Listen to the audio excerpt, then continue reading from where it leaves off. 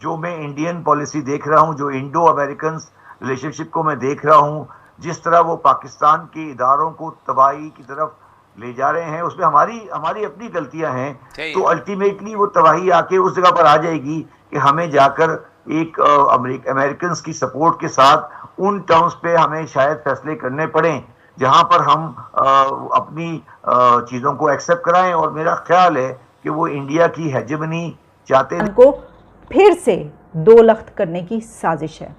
اچھا، یہ جو پھر سے کا لفظ ہے یہ اشارہ ہے 71 کی طرف. پاکستان اس وقت خطرے میں ہے. پاکستان کے دشمن جو انڈیا کا جو چیف ہے اس نے جو پہلا دورہ ہی کیا ہے، اس نے مقبوضہ کشمیر میں اس نے کہا ہے کہ پاکستان کی طرف سے زر اندازی ہو رہی ہے اور ہم پاکستان کو سبق سکھائیں گے. فضائیہ کو تیار رہنے کو حکم دے دیا گیا ہے. وہاں پہ جو ہے اس وقت کسی وقت بھی انہوں نے کہا کہ جنگ ہو سکتی ہے. سری لنکا اور پاکستان دو ایسے ملک تھے جو کہ انڈیا کی اور ہیجمنی کو ایکسیپٹ نہیں کرتے تھے ساؤتھ ایسٹ ایشیا میں، اور دونوں شدید مشکلات میں ہیں. وہ ہمارے اسی چیز کا انتظار کریں کہ یہاں سول وار ہو اور وہ پاکستان کی فوج کو انگیج کر کے پاکستان کو انہوں نے واضح کہا کہ وزیر دفاع نے اعلان کر دیا کہ ہم آزاد کشمیر میں داخل ہو جائیں گے. وہ ہمیں اس جگہ پر لے جائیں گے کہ وہ ہم سے انڈیا کے ساتھ ایگریمنٹ کروائیں گے ان ٹرمز پر جو پاس میں ہم نہیں. یہ بتائیے گا سب سے اہم ترین جو ہم گزشتہ ایک سال سے کہہ رہے ہیں کہ پاکستان اس وقت ڈیسیژن میکنگ صورتحال میں ہے.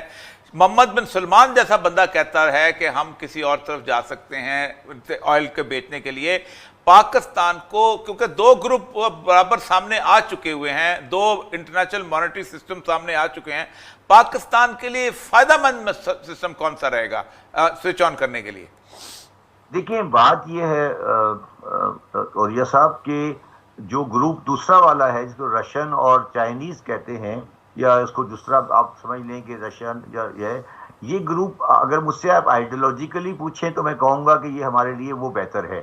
مگر ایک چیز ہوتی ہے آئیڈیولوجی اور ایک چیز ہوتی ہے زمینی حقائق. زمینی حقائق زمینی حقائق یہ کہتے ہیں کہ آپ کو مجبوری میں ویسٹ کے ساتھ ہی چلنا پڑے گا، اس لیے کیونکہ آپ ڈیپینڈنٹ ہیں ایکسپورٹ پر، اور ایکسپورٹ صرف گڈس کی نہیں ہے بلکہ مین پاور کی بھی ہے. تو ایکسپورٹ مین پاور کی بھی جو ہے وہ بھی ویسٹ کے الائز ہیں اور گڈس کے بھی ہیں ویسٹ کے الائز ہیں. جانا ہمیں ویسٹرن سائڈ پہ ہی جوڑ پڑے گا، چاہے ہمیں اچھا لگے یا برا لگے. ٹھیک، تو اس کی کیا قیمت ادا کرنی ہوگی ہمیں؟ جی اس کی قیمت دیکھیں، قیمت تو میرا خیال ہے مقبول جان صاحب قیمت ہم نے دے دی ہے، مگر مجھے جو خوف ہے وہ یہ ہے کہ ہمیں دو قیمتیں اور دینی پڑیں گی. مجھے جو حالات نظر آ رہے ہیں، مجھے دو قیمتیں اور دینے والی شکل نظر آ رہی ہے. وہ ہمیں اس جگہ پر لے جائیں گے کہ وہ ہم سے انڈیا کے ساتھ ایگریمنٹ کروائیں گے ان ٹرمز پر جو پاس میں ہم نہیں کرتے رہے ہیں. یہ میں جو میں تجزیہ دیکھ رہا ہوں، جو میں انڈین پالیسی دیکھ رہا ہوں، جو انڈو امریکن ریلیشن شپ کو میں دیکھ رہا ہوں، جس طرح وہ پاکستان کے اداروں کو تباہی کی طرف لے جا رہے ہیں، اس میں ہماری اپنی غلطیاں ہیں.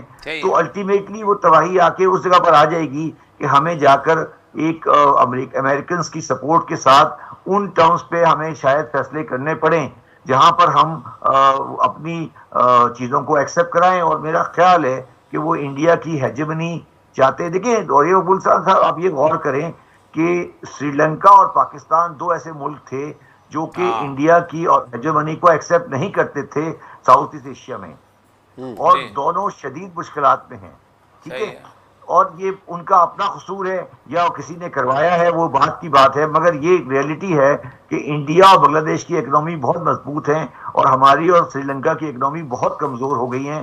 تو ہم معاشی طور پر اس جگہ پر آ کے کھڑے ہو گئے ہیں کہ ہمیں شاید انڈیا کی ہیجمنی کو ایکسیپٹ کرنا پڑے. آج وہ ریزائن بھی کر گئے نا، سری لنکا کا پرائم منسٹر ریزائن بھی کر گیا آج کو 2-3 گھنٹے. لیکن سری لنکا جو ہے جس طریقے سے اس نے آئی ایم ایف کو خیرباد کہا اور جس طریقے سے چین پہ ریلائی کیا، دوسری وہ ہم سے اسرائیل کو تسلیم کروائیں گے.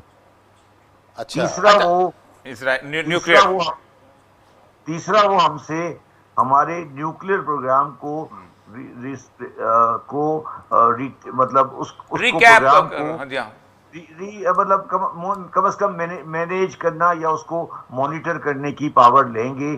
یہ چیز یہ تو شبر دائی جی صاحب یہ تینوں چیزیں ہیں جو کہ حسین حقانی کے اس خط کے اندر موجود تھیں کہ ہم آپ کو ایک جوائنٹ مانیٹرنگ دے دیں گے، ہم انڈیا کے ساتھ تعلقات ٹھیک کر لیں گے، اور اسرائیل تو بس دور دراز کی سوچ ہے، وہ جب سعودی عرب کرے گا تو پھر دیکھی جائے گی کیا ہوگا، لیکن یہ دو تو اہم چیزیں نظر آتی ہیں شبر دائی صاحب۔ دیکھیں بات یہ ہے کہ یہ میں نے حسین حقانی کی یہ بات میں نے حسین حقانی کے اس کی بنیاد پہ نہیں کہی ہے۔ پہلے ہم نے اپنے ان بدعمالیوں سے اور سیاسی اختلاف کو دشمنی میں بدل کے پاکستان کے 2 ٹکڑے کیے ہیں، اللہ نہ کرے اب دوبارہ ہم اس کے 4 ٹکڑے کہیں نہ کر دیں اپنے ہاتھوں سے۔ تو سیاستدانوں کو لڑائی کے بجائے رہنمائی کرنی چاہیے۔ عمران خان صاحب کو جو ہے اس وقت جو 20 مئی کو کال دی ہے یہ بڑی خطرناک بھی ہو سکتی ہے، ملک میں بہت بڑا انتشار بھی پیدا ہو سکتا ہے۔ یہ وہی عراق، شام، مصر اور لیبیا والی تاریخ دہرائی جا رہی ہے، وہاں بھی پہلے اپنے ان کے اداروں کے خلاف عوام کو لڑایا اور اس کے بعد نتیجہ کیا نکلا، ان ملکوں کا حال آپ کے سامنے ہے۔ خدا نہ کرے کل پاکستان کا بھی یہی حال ہو۔ عوام کو بھی چاہیے اپنے اداروں کو، جب تک فوج ہے پاکستان ہے، پاکستان سے ہمیں، اور پاکستان نہیں ہے تو کچھ بھی نہیں ہے۔ پاکستان کے لیے ہمارے فوجی جان قربان کر رہے ہیں اور ہم جو ہے اپنا اتحاد جو ہے برقرار نہیں رکھ رہے، اپنی فوج کے خلاف شعلے اگر رہے ہیں۔ میں سیاستدانوں سے بھی ریکویسٹ کروں گا کہ وہ خدا کے لیے، پاکستان اس وقت خطرے میں ہے، پاکستان کے دشمن جو انڈیا کا جو چیف ہے اس نے جو پہلا دورہ ہی کیا ہے، اس نے مقبوضہ کشمیر میں اس نے کہا ہے کہ پاکستان کی طرف سے در اندازی ہو رہی ہے اور ہم پاکستان کو سبق سکھائیں گے، فضائیہ کو طے رہنے کو حکم دے دیا گیا ہے۔ وہاں پہ جو ہے اس وقت کسی وقت بھی انہوں نے کہا کہ جنگ ہو سکتی ہے، تو وہ ہمارے اسی چیز کا انتظار کریں کہ یہاں سول وار ہو اور وہ پاکستان کی فوج کو انگیج کر کے پاکستان کو انہوں نے واضح کہا کہ ہم وزیر دفاع نے اعلان کر دیا کہ ہم آزاد کشمیر میں داخل ہو جائیں گے۔ ابھی بھی ہم ہوش کے ناخن نہیں لیں گے تو کب لیں گے؟ خدا کے لیے ملک کو بچائیں، باقی جیسی چیزیں آنے جانی ہیں سیاسی خلاف کو دشمنی میں نہ بدلیں، اور فوج کو، ہماری پاک فوج ہے، اس کے پیچھے ہم دیوار بن کے کھڑے ہیں اور دشمن کو پتہ چلے یہی اتحاد یہ توڑنا چاہتے ہیں۔ ان کے ٹارگٹ ایک پاکستانی فوج ہے۔